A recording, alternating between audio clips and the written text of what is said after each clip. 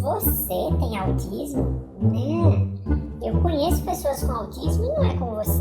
É muito diferente. No atual entendimento científico, o autismo é um diagnóstico único, transtorno do espectro do autismo. Mas se você tem esse diagnóstico ou conhece alguém com este problema, vai chegar facilmente à seguinte pergunta: como pode pessoas com o mesmo diagnóstico serem tão diferentes? E esse fato é um obstáculo para tratamentos mais específicos e mais eficazes, porque se pudéssemos entender melhor as diferenças individuais entre as pessoas com autismo, poderíamos personalizar melhor os tratamentos. Nesse sentido, um importante estudo foi publicado este ano numa das revistas científicas mais importantes da atualidade e traz uma ideia que pode revolucionar o tratamento de autismo. Fica aqui comigo até o final desse vídeo que você vai entender.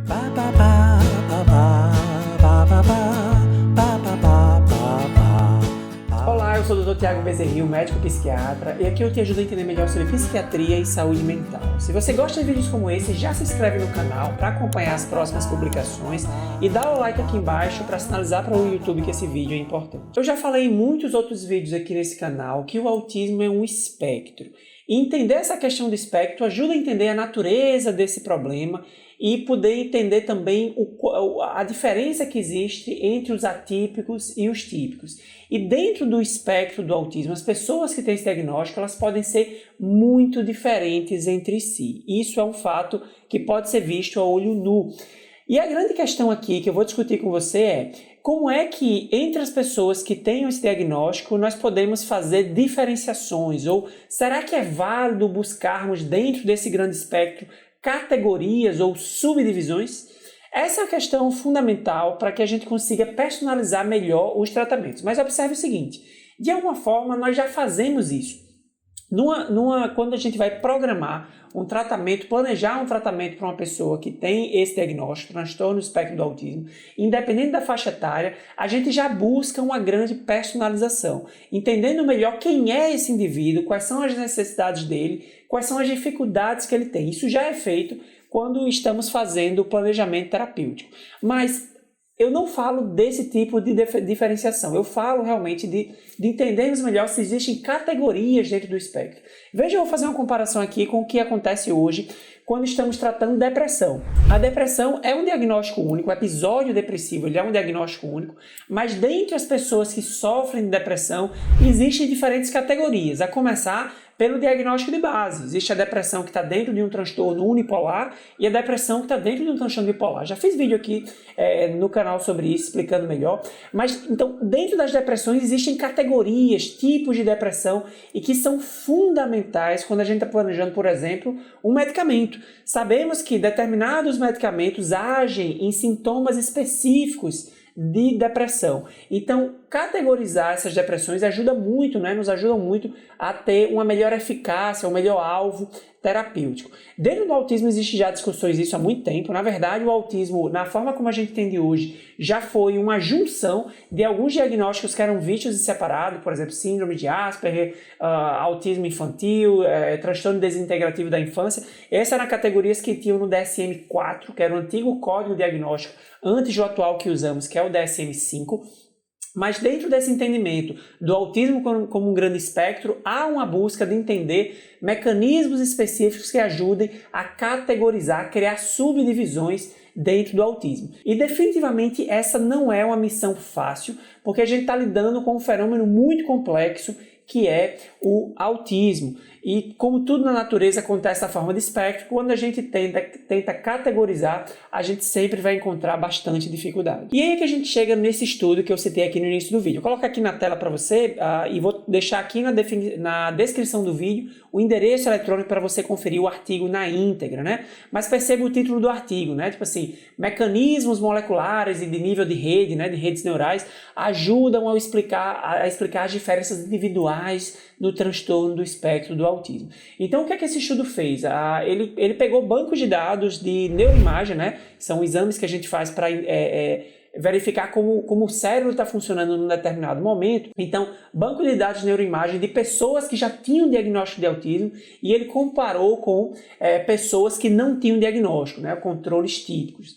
E aí ele conseguiu também pegar outros bancos de dados de genética e cruzou essas informações para chegar em categorias válidas dentro do transtorno do espectro do autismo. Um trabalho bem rebuscado, com bastante sofisticação estatística, né, e que realmente tem muitos méritos. É um trabalho bem robusto, né? Então, um dos grandes méritos desse trabalho, foi realmente encontrar categorias dentro do diagnóstico de TEA diferentes de categorias descritivas. Porque veja, eu posso pegar aqui várias pessoas com autismo e olhar para cada uma delas individualmente e começar a categorizar com base no que eu estou vendo, em termos de sintomas, né, da história de vida delas. Ah, não, essa pessoa tem mais isso aqui, entra no grupo tal, né? Isso é o que a gente chama de categorização descritiva. Mas esse estudo ele foi muito mais além. Ele encontrou uma base sólida para fazer essa categorização com base em funcionamento de áreas de circuitos específicos de cérebro e também de aspectos genéticos. Então é algo muito mais fidedigno, muito mais robusto. E aí, cruzando uma série de dados, ele encontrou que existem 4 tipos de autismo ou 4 subgrupos dentro do autismo que são válidos, que merecem a nossa atenção. E assim, esse tipo de trabalho não pretende esgotar as classificações, né? Ele até coloca assim que seriam 4 subgrupos principais de autismo. E teriam outras pessoas com autismo que não se encaixariam nesses 4 subgrupos. Mas essas 4 categorias dariam conta aí de uma boa parte das pessoas dentro do espectro. E é um estudo que abre, como todo bom estudo, abre espaço, né, para outros estudos que corroborem, que possam confirmar esses achados. E aí o que mais importa para a nossa discussão aqui, vamos entender, então vamos dar um zoom, eu vou te mostrar aqui quais seriam esses 4 grupos, né, essa proposta de dividir o autismo em 4 subtipos. E para ajudar, como eu sempre gosto de fazer, trazer casos reais para ilustrar muito bem que características seriam essas. Então vamos aqui chamar de grupo número 1, né? Eu não pensei exatamente no nome para esse grupo, eu vou dar em números porque é como o trabalho apresenta, né? Ele não nomeia os grupos, ele coloca grupo 1, 2, 3 e 4. A ordem que eu vou apresentar aqui não é a ordem que aparece lá no artigo, mas eu achei mais interessante colocar dessa forma para ilustrar melhor. Então o grupo número 1 seria um caso ilustrativo do nosso amigo Lírio. Lírio é um homem de 29 anos, e que tem paixão por literatura. E ele impressiona as pessoas porque ele tem uma fala rebuscada, né? Tem uma linguagem muito articulada e isso é uma marca do funcionamento dele. Desde muito cedo ele foi altamente estudioso, sempre boas notas na escola, e na idade que ele tem, 29 anos, já finalizou o doutorado e acaba de ser aprovado num concurso para ser docente, professor de uma importante universidade do nosso país. Mas nem tudo são flores na vida de Lírio. Ele tem muitas dificuldades em outras áreas da vida, notadamente a vida romântica e a vida de relacionamentos. E é comum ele ser visto como as pessoas como arrogante, né? Uma pessoa que não tem humildade. Então veja que Lírio é uma pessoa com transtorno do espectro do autismo, mas todos os casos que eu vou citar aqui são pessoas já com esse diagnóstico, mas o que é que chama atenção nas características de Lírio? Lírio é um indivíduo com o chamado alto QI verbal. Esse é um termo que foi usado dentro do estudo, né? Foi uma dimensão que foi encontrada ali, que tinha correlação com algumas áreas do cérebro e alguns dados de genética. Então Lírio é um indivíduo que teria um alto QI verbal e também ele tem um baixo nível de sintomas na área de rigidez e de comportamentos repetitivos. Então, o que é que Lírio precisa trabalhar? São as chamadas habilidades sociais, né? Apesar dele parecer ter uma linguagem rebuscada, né, que seria o QI verbal, boa capacidade de leitura, de escrita, mas nas questões de comunicação social ele sente muita dificuldade. Então, esse subgrupo, né, que eu vou chamar aqui de grupo 1, né, esse subtipo de autismo, são essas pessoas, né, que podem ter inteligência acima da média, que conseguem ter uma linguagem sofisticada do ponto de vista de instrumental, do ponto de vista técnico, mas do ponto de vista pragmático, né, a comunicação social deixa a desejar. Isso vai se refletir especialmente nos relacionamentos românticos, né, relacionamentos de outra natureza. Então, esse seria um protótipo de uma pessoa dentro desse subgrupo, o grupo 1. Agora vamos para o segundo tipo de autismo, caso ilustrativo. Rosa, uma mulher de 25 anos, tem uma inteligência na média, não tem problemas de linguagem muito significativos, mas tem bastante dificuldade na socialização, né? E essas dificuldades presentes desde o início da vida dela levaram Rosa a desenvolver um comportamento, uma necessidade de ser aceita, né, no grupo social, e foi desenvolvendo um fenômeno muito comum em autismo nas mulheres, a camuflagem, né? O masking, que é essa coisa de você desenvolver, né, determinadas habilidades para conseguir camuflar um pouco as dificuldades sociais que você tem. Isso costuma ter um custo emocional muito grande. Já fiz vários vídeos sobre isso aqui. E, como é de se esperar nesse caso, ela desenvolveu um transtorno de ansiedade, um transtorno de humor já no final da adolescência. Então, quais são as características que chamam a atenção aqui em Rosa? Ela tem o chamado problema de afeto social. Isso é um termo que se usou nesse estudo. É uma dimensão dentro do autismo, afeto social, né? As questões relacionadas às emoções sociais. O QI verbal dela era médio e os problemas ligados a comportamentos repetitivos, né, e rigidez eram bem pequenos. Então, Rosa, assim como Lírio, né, do primeiro grupo, precisa trabalhar bastante habilidade social. Mas perceba o que é que diferencia um grupo do outro. Eles são parecidos aqui, né? Mas no caso do grupo 1, que é o grupo de Lírio, ele tem um QI verbal acima da média. Isso acaba chamando muita atenção das pessoas e pode trazer, né, se por um lado traz algumas vantagens, pode trazer alguns problemas adicionais. No caso de Rosa, não. QI verbal na média, né, uma linguagem meio que dentro do normal, mas também muitas dificuldades nas chamadas habilidades sociais. Isso se reflete muito na vida romântica, né, na vida de relacionamentos, na vida interpessoal. Esse é o grupo 2. O grupo 3 é ilustrado por um homem que eu vou chamar aqui de Cravo. Ele tem 41 anos. Cravo, uma marca dele é a rigidez. Cravo é bastante rígido, tem bastante comportamentos ritualizados e que atrapalham muito tanto seus relacionamentos como a sua produtividade. A necessidade que ele tem de controle, de controlar as situações, acaba levando ele a bastante ansiedade. No caso dele, tem muita chamada ansiedade de doença, ansiedade ligada a sintomas somáticos. Então ele tende a se impressionar muito, né? Com todo sinal que apareça no corpo dele, alguma sensação diferente, ele sempre tende a catastrofizar, imaginar que aquilo é uma doença grave, né? Levar para esse aspecto aí. Então as características aí que chamam a atenção em pessoas dentro desse grupo, seria o grupo 3, né? É assim, a princípio ele tem um QI verbal médio, né? Em termos de linguagem. Ele não tem tantas dificuldades de socialização como foram os primeiros casos que eu citei, mas tem muitos problemas no domínio dos comportamentos repetitivos e interesses restritos, que é um dos grandes critérios diagnósticos do autismo. Eu já falei muito aqui em vídeo de autismo de diagnóstico. O autismo é caracterizado por dificuldade de comunicação social, dificuldade de interação social e comportamentos repetitivos, estereotipados, né, interesses restritos. Então, o caso aqui do Cravo, o que chama a atenção nele é essa parte dos comportamentos, das repetições, dos rituais, da rigidez, né? Então ele tem, dentro de um plano de tratamento dele, tem que trabalhar muito isso, né? Questões comportamentais para trabalhar, para desenvolver essas habilidades nessa área.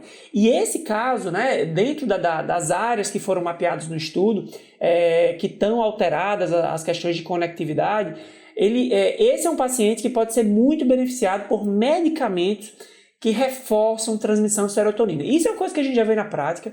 Pacientes com esse perfil, a gente costuma indicar medicamentos assim como sertralina, estalopram.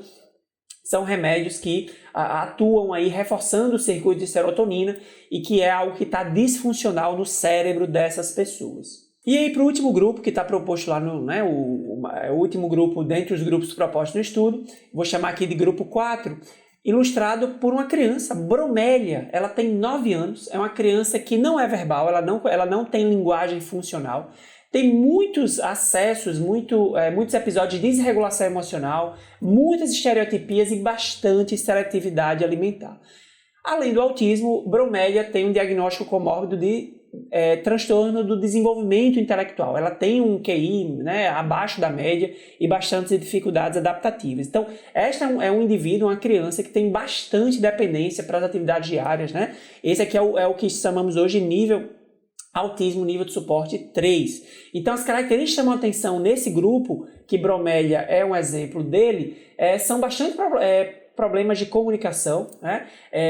Tendem a ter o que é chamado QI verbal, né? Que foi um termo que foi cunhado lá no estudo, um QI verbal abaixo da média, e tem além disso, bastante problemas na área de estereotipias, comportamentos repetitivos e interesses restritos, né? Lembra um pouco o grupo 3 nesse sentido, né?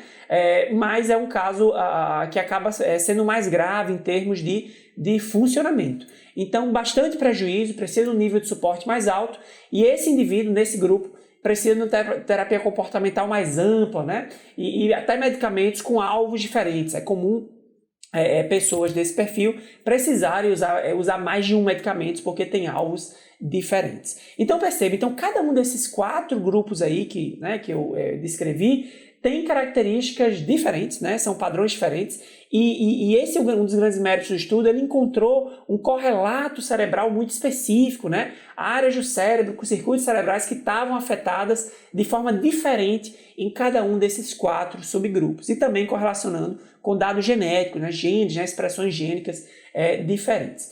Bem, por fim, como todo estudo, quando a gente está avaliando um estudo científico, é importante que a gente entenda quais são os métodos, os pontos fortes do estudo, mas também entenda as limitações, né? E as limitações desse estudo foram, ele usou base de dados diferentes para avaliar a parte de neuroimagem e de genéticas, né? Isso pode trazer alguma inconsistência, né? Os autores colocam isso lá.